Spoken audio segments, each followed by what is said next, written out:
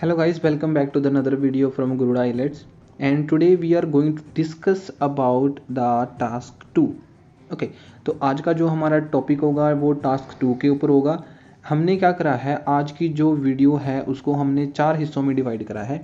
पहला हम सबसे पहले डिस्कस करेंगे स्ट्रक्चर, एंड देन उसके बाद हम सेकंड नंबर पे डिस्कस करेंगे स्ट्रक्चर के अंदर भी BP1 BP2 जो हमारा इंट्रोडक्शन कंक्लूजन है सॉरी, उसको कैसे लिखना है। देन उसके बाद हम कुछ प्री मेड थीसिस, मतलब प्री मेड जो पहले से ही बनी बनाई कुछ थीसिस देखेंगे, आप उनका यूज़ कर पाओगे। देन फोर्थ नंबर पे हम कुछ प्री मेड टेम्पलेट्स देखेंगे, आप एज ना बेसिक इस्तेमाल कर पाओगे। ठीक है, इसके साथ ही आपको क्या है कि 6.5 और फर्दर 7 तक आप अच्छे से अचीव कर पाओगे।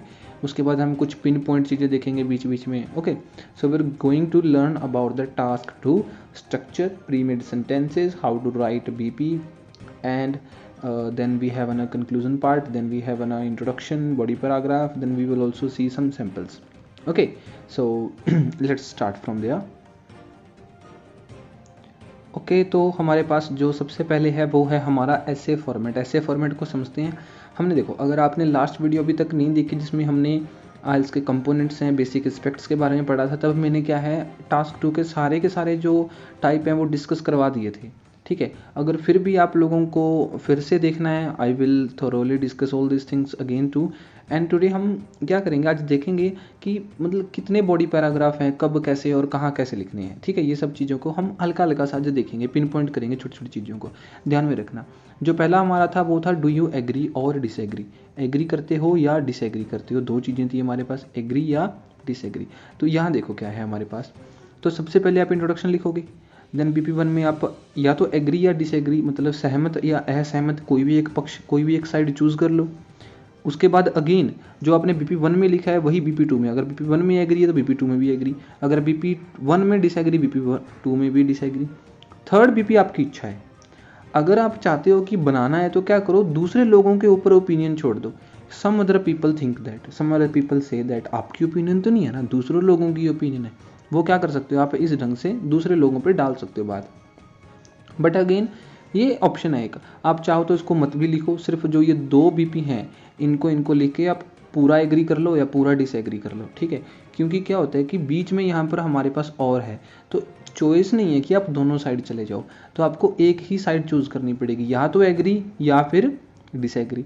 ठीक है, इसी तरह हमारे पास नेक्स्ट देखो, टू व्हाट एक्सटेंट, यहाँ पर देखो किस हद तक एग्री और डिसएग्री करते हो। यहाँ पर अपने पास चॉइस है कि आप एग्री भी जा सकते हो, डिसएग्री भी, और मतलब दोनों मिक्स करके लिख सकते हो हल्का हल्का। कैसे मिक्स करके लिख सकते हो, फॉर एग्जांपल देखो, ध्यान से देखो, इसमें क्या लिखा हुआ है कि भाई पहले तो आपने इंट्रोडक्शन लिखा, उसमें अपना व्यू पॉइंट दे दिया कि ओपिनियन दे दी, राइटर मतलब आपने ओपिनियन दे दी कि 80% मैं इस बात से एग्री करता हूँ। 80% तो नहीं लिखोगे, ऐसे लिखोगे कि मैं लार्जली एग्री करता हूँ, मैं इस बात से मतलब I am hugely influenced by this thing, something like that, ऐसा कुछ सेंटेंस स्ट्रक्चर लिखोगे।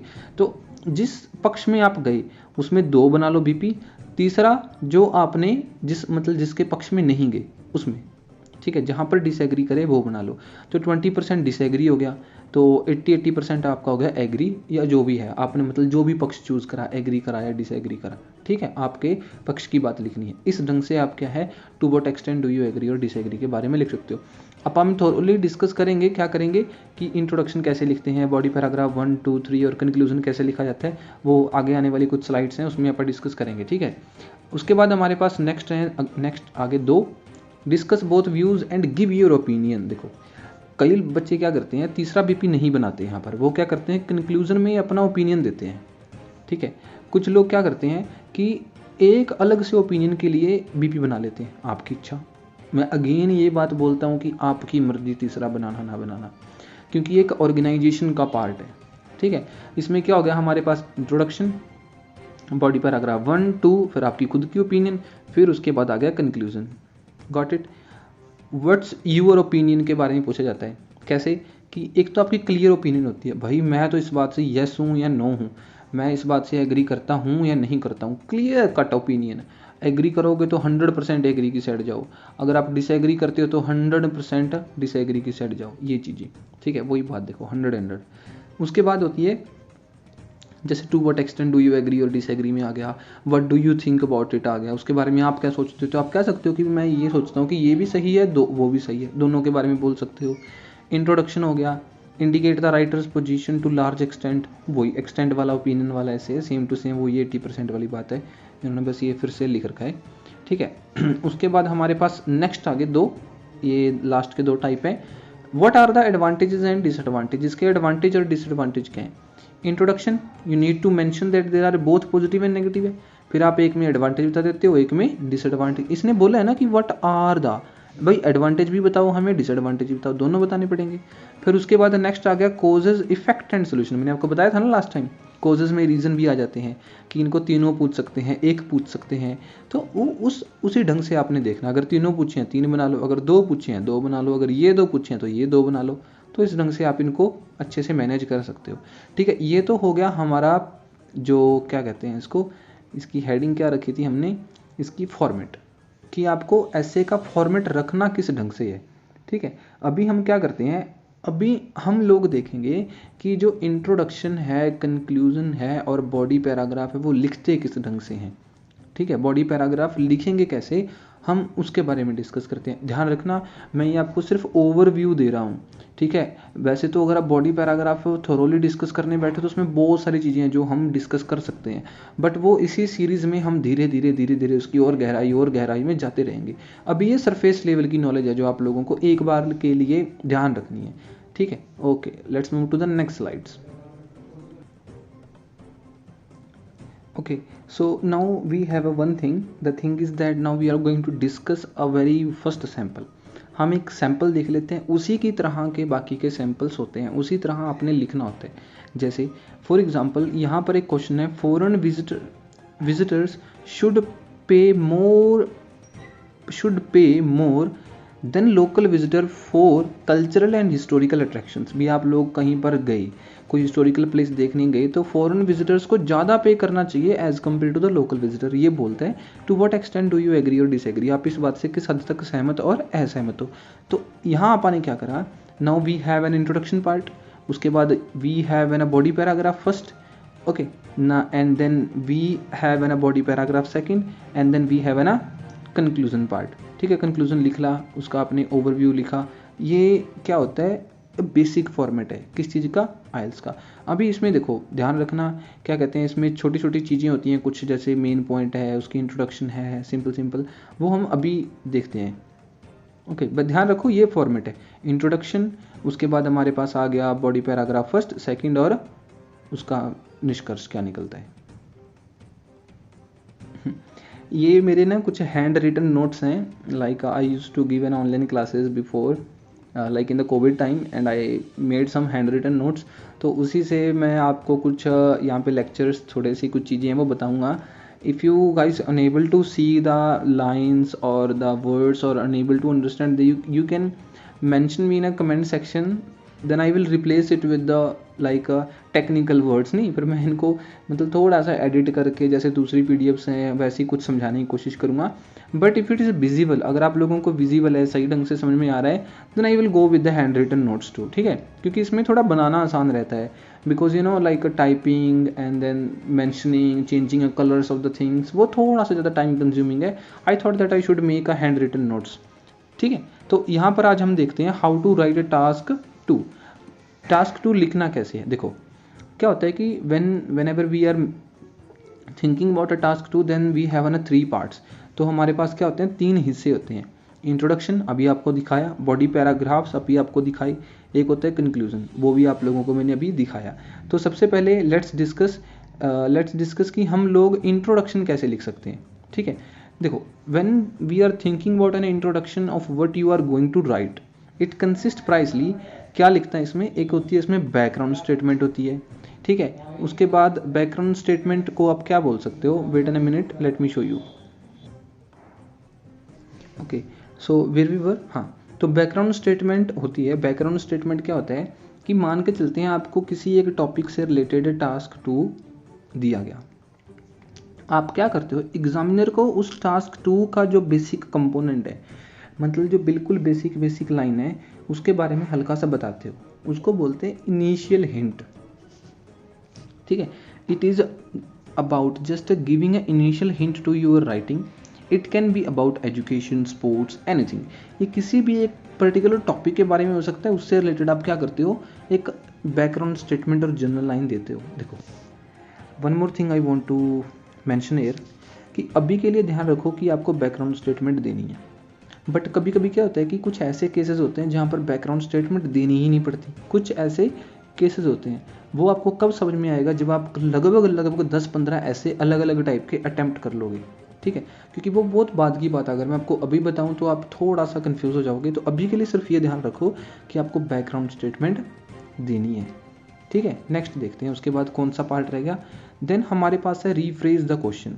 जो आप लोगों को क्वेश्चन मिला उसमें कुछ वर्ड्स होंगे, कुछ सेंटेंसेस होंगे, उनको रीफ्रेज करना है. रीफ्रेज करना है माने just write the question in your own words with synonyms और similar words but changing a form of a sentence.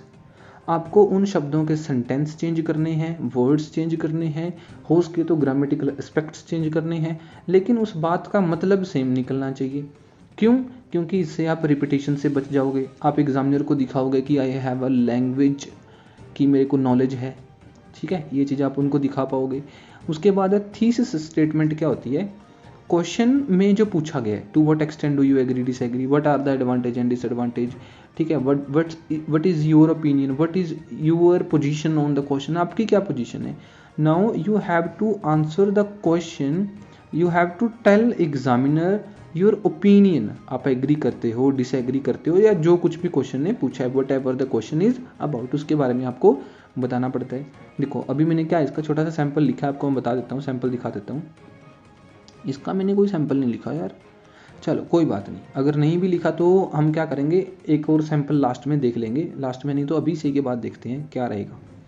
उसके बाद आता है हमारे पास बॉडी पैराग्राफ कैसे लिखें. बॉडी पैराग्राफ जैसे देखो, again there are 3 things to look at. 3 चीज़ों का ध्यान रखना है. Give a little introduction about body paragraph. Body paragraph का छोटा सा इंट्रोडक्शन दो. जैसे मान के चलो बॉडी पैराग्राफ लिखने बैठे हो, आपने लिख दिया there are many advantages of electronic vehicle. सही है. देयर आर मैनी रीजन, सब एग्जामिनर को पता चल जाएगा कि हाँ you are going to write about the advantages, you are going to write about the reasons, आप इसको पता चल जाएगा. Now what is next is कि write down main idea in 2 और 3 वर्ड्स. उसके बाद जब ये अपनी ये लाइन लिख दी, उसके बाद क्या करोगे, कुछ मेन आइडिया बताओ एग्जामिनर को कि there are many advantages of electronic vehicle. Firstly advantage क्या हो जाएगा, इट इज़ इको फ्रेंडली. देखो इको फ्रेंडली अपने आप में कितनी बड़ी टर्म है, उसकी अपने आप में बहुत बड़ी परिभाषा निकलती है. तो ये अपने एग्जामिनर को बता दिया. Now explain your main point with sporting. ध्यान रखना, आइडियाज, फैक्ट्स, स्टडीज, एग्जाम्पल्स. ठीक है, स्पोर्टिंग आइडियाज, इन कई चीज़ों से मिलके आपको सपोर्ट करना है कि भी अगर मैंने ये बात बोल दी, if I am saying that, क्या कि if I am saying that task to the electronic vehicles are have an advantages, मैंने मेन पॉइंट बोला कि इको फ्रेंडली है. Now I have to put forward कि वो इको फ्रेंडली है तो क्यों है.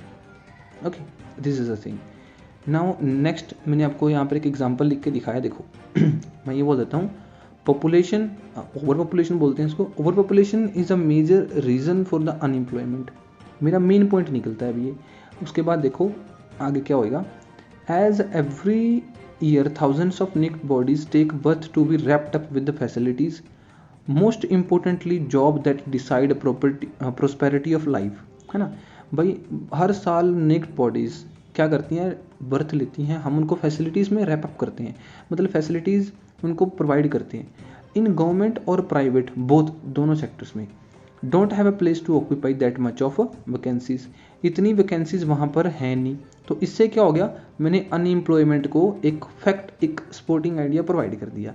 सो in this way you can also write an a good sentence structures. You can write a philosophical language और द सिंपल लैंग्वेज और the complex abstract, whatever you want to write. But ध्यान रखना कि examiner को वो पसंद आना चाहिए, एग्जामिनर को वो पढ़ने में अच्छा लगना चाहिए, सिंपल लगना चाहिए, समझ में आना चाहिए, और थोड़ा सा दूसरों से अलग लगना चाहिए. ठीक है, आगे देखते हैं. उसके बाद अभी हम चल पड़े हैं कंक्लूजन के ऊपर. It consist just overall of your essay और after argument what you want to say as final words. भाई आपके फाइनल वर्ड्स क्या होंगे, वो क्या होते हैं, हमारा कंक्लूजन पार्ट होते हैं. We can start by saying in conclusion, to recapitulate, बहुत सारे वर्ड्स हैं इसमें, बहुत सारे सिनोनिम्स हैं, टू जैसे hammering the last nail, something ऐसा ऐसा कुछ बहुत सारी चीज़ें हैं। वो आपको मैं क्या कहते हैं कि एक PDF में प्रोवाइड कर दूंगा, क्योंकि उनको समझाने का तो कोई मतलब नहीं बनता ना। वो वही एक सिनोनिम्स हैं, सिमिलर वर्ड्स हैं, एक आपको पता चल गया उससे रिलेटेड आप कुछ भी लिखते रहो, अल्टरनेटिव लिखते रहो।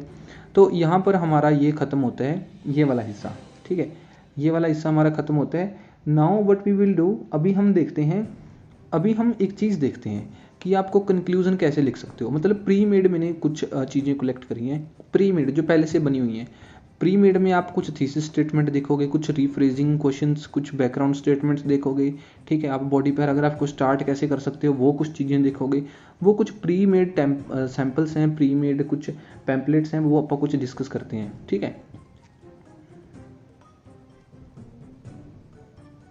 As I have told you that we will discuss some pre-made templates। देखो pre-made templates में जर्नल लाइन, राइटर्स ऑपोजिशन, मतलब राइटर कौन, आप लेखक भाई, आप राइटर हो, ठीक है। उसके बाद थीसिस स्टेटमेंट है, this kind of thing we have to discuss. Now look at the statements. देखो क्या होता है ना आइल्स में ना, मतलब बहुत कुछ ही प्रकार के जो टॉपिक्स हैं वो कॉमन है, बाकी वही रिपीट होते रहते हैं बार बार। जैसे म्यूजिक से रिलेटेड कोई भी क्वेश्चन आ गया, बैकग्राउंड स्टेटमेंट लिख दो चुपचाप। Music is a language of soul, आत्माओं की भाषा है। It is a fact that music has no barriers of language, इसका कोई बैरियर नहीं है। It plays an integral role in our day to day life. Integral role मतलब बहुत ही ज़्यादा इंटीग्रल होता है जिसको आप तोड़ ना सको, मतलब अटूट रोल प्ले करता है, ठीक है, इसका अटूट रोल है। गॉट इट, ये बोलना चाहते हैं। फिल्म अगर कोई आ गया तो आप क्या बोलोगे, अगर फिल्म आ गया तो आप बोल सकते हो कि film are the most popular media of entertainment है, ठीक है। It is the best way for a refreshment in modern world, modern world में रिफ्रेशमेंट का अच्छा तरीका है। ये एक हिंट के स्टेटमेंट्स हैं, एग्जामिनर को पता चल जाता है कि भाई हाँ ये टास्क टू म्यूजिक से रिलेटेड। वैसे तो उसको क्वेश्चन पता है बट फिर भी। Education is a fundamental right of child, it leads to individual progress, individual progress है, ठीक है, मतलब उसकी तरफ लीड करता है, लीड मतलब लेके चलता है। फंडामेंटल राइट मतलब भाई बेसिक नीड है, बेसिक राइट है ये education. Sports is utmost essential, बहुत एसेंशियल है मेंटल ग्रोथ के लिए, फिजिकल डेवलपमेंट के लिए। टूरिज्म क्या है, बहुत इंपॉर्टेंट रोल प्ले करता है प्रोग्रेस में, अर्निंग में, रिवेन्यू में, जो नेशन के लिए ज़रूरत है। टेक्नोलॉजी क्या है, डोमिनेट करती है हमारी आज की ज़िंदगी को, ठीक है। ये क्या है, एक been inter women in our routine life, ये मतलब अपने रूटीन लाइफ के अंदर जुड़ चुका है, ऐसे जैसे कपड़े सिलते हैं ना वैसे सिल चुका है अपने साथ साथ। उसके बाद पॉपुलेशन है, पॉपुलेशन का क्या बोला है, दैट विच इंक्रीज, बढ़ती रहती है रैपिडली, ठीक है। सबसे थ्रेटनिंग इशू है जो आज की दुनिया फेस कर रही है, ऐसा कुछ है। उसके बाद लैंग्वेज है, लैंग्वेज में क्या लिखा हुआ है यहाँ पे देखो कि लैंग्वेज एक व्हीकल है कम्युनिकेशन का, देयरफॉर एक इफेक्टिव और प्रोफिशिएंट यूसेज है जो जिसकी हमें ज़रूरत है। आर्किटेक्चर क्या करता है, कल्चर का एक हिस्सा है, फेस है, मतलब कल्चर को रिप्रेजेंट करता है, ठीक है। रिफ्लेक्शन है किसका, स्किल्स का, आर्ट का, क्राफ्ट का, क्रिएटिविटी, क्लाइमेट, इंटरेस्ट, सभी चीज़ों का। कल्चर में क्या है, एक ये ब्लेंड ऑफ लैंग्वेज है जिसमें कस्टम, रिचुअल, सेरेमनीज आ जाती हैं, फूड हैबिट आ जाती हैं, ठीक है। ब्लेंड का मतलब होता है मिक्सर होता है। हॉलीडे में क्या है, हॉलीडे एक रिलैक्सेशन का जरिया है, डेली रूटीन में इसको, डेली रूटीन से हट के हमको इंजॉयमेंट मिल जाता है फैमिली और फ्रेंड्स के साथ। पॉल्यूशन क्या है भाई, बहुत इंक्रीजिंग रैपिडली है, थ्रेटनिंग बन चुका है आज की दुनिया के लिए। तो ये कुछ बेसिक से क्या है, कुछ जर्नल लाइन्स हैं जो इन्हीं क्वेश्चंस के इर्द गिर्द घूमते रहते हैं। अभी देखो, you guys must be think, आप लोग सोच रहे होगे, you guys must be thinking, sorry grammatically accurate करना जरूरी है खुद को हर बार। देखो भाई, इन अगर आप लोगों के पास थीसिस तो नहीं, अगर आप लोगों के पास जो बैकग्राउंड स्टेटमेंट अगर बनी बनाई मिल जाए तो इसका फ़ायदा है, क्या फ़ायदा है, आपको सोचना नहीं पड़ेगा। इसका नुकसान भी है। सोचो अगर 80% of the students are using these lines, then examiner will find those 20% of the students who are using some extraordinary things, not the extraordinary, you can say the ordinary।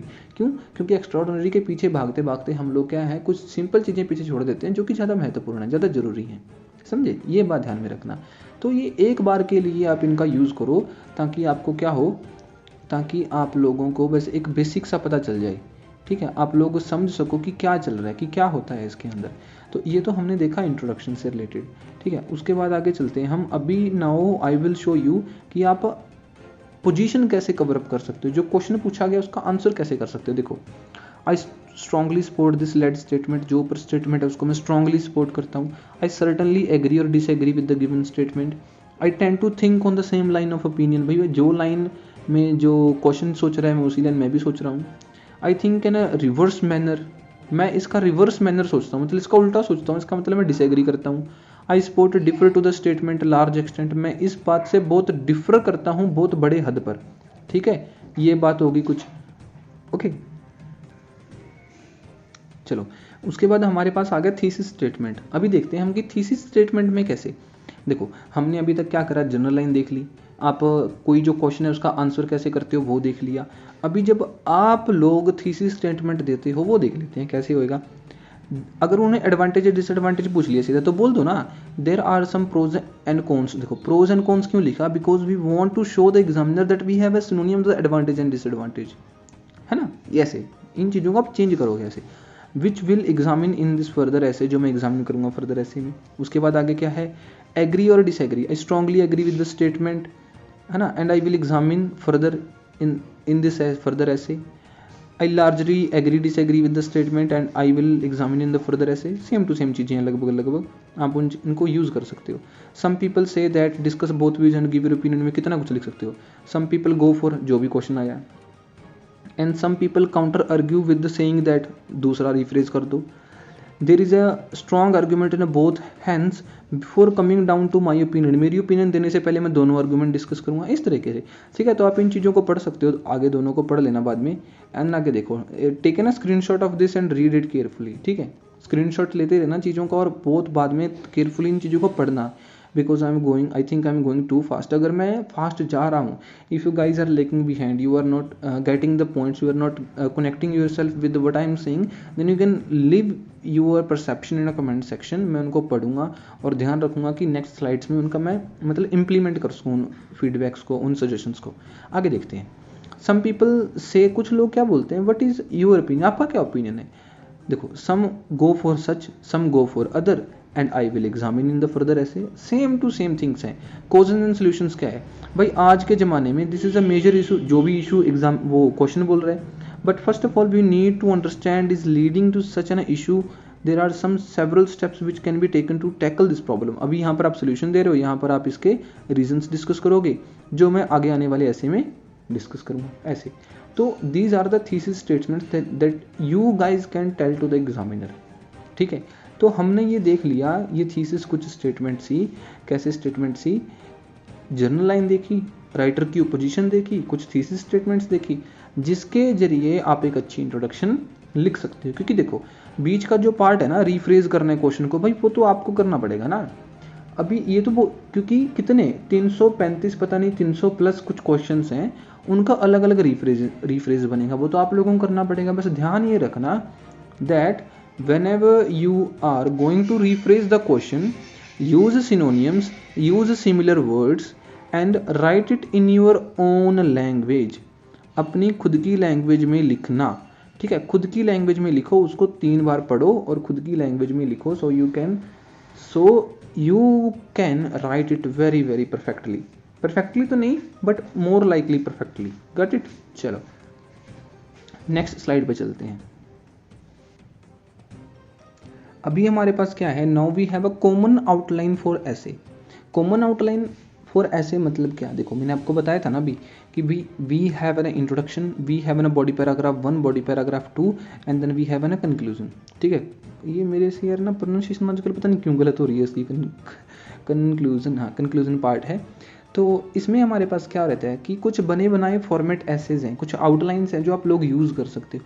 But again ध्यान में रखना वही 80% और 20% वाला ध्यान में रखना कि 20% और 80% लोग होते हैं जो सेम, और जो 20 बाकी के जो कुछ अलग यूज़ करते हैं।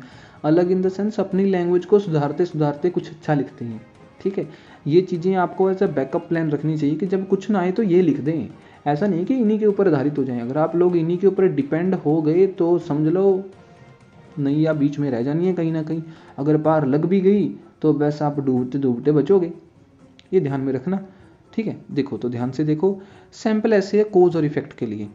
It is a fact that, जो भी आप लिखोगे, several reason for such situations feasible हैं, जो कुछ है इसको पढ़ लेना ध्यान से सारी की सारी चीज़ों को, ठीक है। Take a screenshot of it, इसका स्क्रीनशॉट ले लो और बाद में देखना। नेक्स्ट देख देते हैं। उसके बाद हमारे पास है डिस्कस सैम्पल किस चीज़ का है, डिस्कस बोथ व्यूज़ का एंड आप खुद की ओपिनियन का। खुद की ओपिनियन के लिए देखो ये सारी की सारी लाइन है, बस आपको करना क्या है, जो ये छोटे छोटे फिलअप्स है ना, इनको भरना है। वो भरेगा कौन, आप भरोगे। कैसे भरोगे, खुद खुद देख के भरोगे अच्छे से, ठीक है, सोच के भरोगे कि कैसा क्या कुछ है। ये मैंने आपकी हेल्प के लिए बताया है। जो बेसिक स्टूडेंट्स हैं ना, जो एक बार समझ नहीं पाते कि हम चीज़ों को कैसे कनेक्ट करें, क्योंकि देखो, क्योंकि अगर आप ऐसा कुछ लिखोगे, शुरू में लिखोगे, तो चांसेस हैं कि आपका बेस अच्छा बन जाएगा। सामने वाला जो पढ़ रहा होगा ना, उसको अच्छे समझ में आएगा कि आप बोलना क्या चाह रहे हो, ठीक है। तो ये एज ए ना बेसिक थिंग है, इसको ऐसा मत सोचो कि हम जब तक एडवांस पहुंचेंगे, सुपर एडवांस पहुंचेंगे, या फिर कुछ और इम्प्रूव करने की कोशिश करेंगे, तब भी इनके ऊपर रिलायबल मत रहना, इनके ऊपर डिपेंड नहीं रहना आप लोगों को। ये बेसिक स्टूडेंट्स जो ये फेस करते हैं प्रॉब्लम की, हम लिखें कैसे, शुरुआत कैसे करें, उनके लिए ये सब चीज़ें। आगे देखो, उसके बाद है हमारे पास ऐसे किसके लिए है, ऐसे फॉर डू यू एग्री और disagree. Although many people believe that but I think that, हालांकि कुछ लोग ये बोलते हैं बट मेरे को तो इसके ऊपर विश्वास है, ये सब चीज़ें आ गई, ठीक है। उसके ऊपर उसके बाद ये आ गया। Then essay for to what extent do you agree और डिसएग्री, आप किस, ऐसे फॉर द हार्ट, आप किस हद तक इस बात से एग्री डिसएग्री करते हो, ठीक है। ये देखो, my position argue further with explanation, मेरी पोजीशन एक्सप्लेनेशन के साथ है। This to conclude this discussion it can be finally said, finally ये कहा जा सकता है। हावेवर, मैं वो हो गया। वन मोर थिंग, जो ये more over, further more, although वाला है ना, ये सारे के सारे हैं, इसकी मैंने एक अलग से हैंड रिटन नोट्स बना रखे हैं। हम क्या करेंगे, उसको नेक्स्ट लेक्चर में या फिर कभी नेक्स्ट से जो भी कोई नेक्स्ट लेक्चर होगा उसमें डिस्कस करेंगे, ठीक है। क्योंकि फिर थोड़ा लंबा हो जाएगा ना lecture, you guys must be feeling bore, आप बोर भी हो रहे होंगे इन चीज़ों को लेके। बट मेरा यही रहता है, मेरा पता हमेशा क्या रहता है, that if I have started one thing ना, then I will go deeply in this, ताकि आप लोगों को सही ढंग से क्या हो, अंडरस्टैंड हो सके कि भाई होता क्या है, समझ में क्या रहा है। I am not running after the views, ठीक है। व्यूज़ एवरीवन वांट्स ना views, I am not running after it, I am running after the valuable content, ताकि आपको कंटेंट अच्छा मिल सके। If it will take me a long time to make an one video, I will take a long time. If it will take a long time to gather the content for the video, I will take the long time. But I will not post anything irrelevant to the IELTS or the exam or the pattern or the eligibility or the criteria. ठीक है, लेकिन मैं उससे irrelevant कुछ भी चीज़ें, बकवास चीज़ें पोस्ट नहीं करूँगा, that most of the people are doing nowadays for the views and the subscribers and of course for the money. ऐसा हम कुछ नहीं करेंगे. Got it. तो ये प्री मेड कुछ सैम्पल्स हैं, प्री मेड कुछ सब चीज़ें हैं, इनको आप डिस्कस तो क्या मतलब, इनको स्क्रीनशॉट ले लो, डाउनलोड कर लो, अच्छे से ध्यान से पढ़ना. ठीक है. इसकी मैं क्या करूँगा, PDF बना के जो मैंने यहाँ पे यूज़ करा वो मैं आपको टेलीग्राम चैनल पे PDF में डाल दूँगा, वहाँ से आप डाउनलोड करके पढ़ लेना बड़े आराम से. ध्यान रखना, इनको याद कर लेना, और जब भी आपको टाइम मिले तो इनको एक बार बस वैसे ही दिमाग में घुमा लिया करना. जब आपको सब चीज़ें लिखनी आ जाए तब भी घुमा लिया करना. ऐसा मैं क्यों बोल रहा हूँ, why I am saying this, because क्या होता है कि वंस कोई आपके जो पैटर्न है आपके माइंड में बैठ जाता है ना, तो वेट एन मिनट. देखो मैं ऐसा क्यों रहा हूँ, why I am saying this, because जो हमारा पैटर्न होता है ना, मतलब आप किस ढंग से उन चीज़ों को लिख रहे हो, जो क्रोनोलॉजिकल ऑर्डर होता है, उसमें क्या होता है कि जब आपके माइंड में एक बार चीज़ें बैठ जाती हैं ना बार बार करने से, तो आपको एग्ज़ाम हॉल में, जब देखो एग्ज़ाम हॉल में बहुत सारे फैक्टर्स होंगे, नर्वसनेस होगी, ठीक है, एलियन इन्वायरमेंट होगा, समझ नहीं आ रहा होगा क्या करूँ, बीच बीच में साइन करवाते रहते हैं वो लोग जो भी मतलब वहाँ पे घूम रहे होते हैं, कभी कुछ लेके आ गए, कभी कोई फॉर्म लेके आ गए, ठीक है. तो इस हड़बड़ी में कहीं ना कहीं आपका टाइम जो वेस्ट होने के चांसेस बढ़ जाते हैं. अगर आपका माइंड पहले से प्रिपेयर होएगा ना स्ट्रक्चर से रिलेटेड, अगर वो मतलब इनके पहले से सब कुछ तैयार है उसके अंदर, तो चीज़ें प्रोसेस करने में और उसका आउटपुट निकलने में थोड़ी आसानी हो जाती है. So that's why I am saying this. ठीक है, इसीलिए बोल रहा हूँ मैं कि चीज़ों को थोड़ा ध्यान में रखना. सो आज हमने क्या कुछ डिस्कस करा, आज हमने डिस्कस करा उसका स्ट्रक्चर डिस्कस करा. ठीक है, स्ट्रक्चर क्या है, प्री मेड हमने कुछ थीसिस स्टेटमेंट्स हैं वो सब देखी, प्री मेड हमने कुछ टेम्पलेट्स देखे आप लोगों के लिए. ठीक है, लिखना कैसे है आप लोगों को, जो सब बॉडी पैराग्राफ है वो देखा. तो इसी के साथ हम आज की वीडियो को करते हैं ख़त्म. If you did like the video then please subscribe my channel and do share and leave your comment in the comment section, whatever you are feeling. Your feedback is really very important for me to improve my lectures, to improve my everything, my presentation, PPTs, my everything. Okay, okay guys, see you next time, मिलते हैं जल्दी।